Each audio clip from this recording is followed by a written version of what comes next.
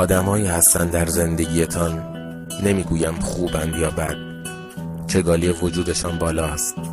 افکار، حرف زدن، رفتار، محبت داشتنشان و هر جزئی از وجودشان امضادار است.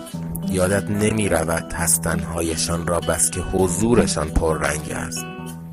رد پا حک می کنند اینها روی دل و جانت بس که بلدن باشند. این آدمها را باید قدر بدانی، وگرنه دنیا پر است از آن دیگر بی امضاهایی که شیب منحنی حضورشان همیشه ثابت است. بعضی از آدمها ترجمه شدن، بعضی از آدمها فتوکپی آدمهای دیگرن، بعضی از آدمها با چند درصد تخفیف به فروش میرسن.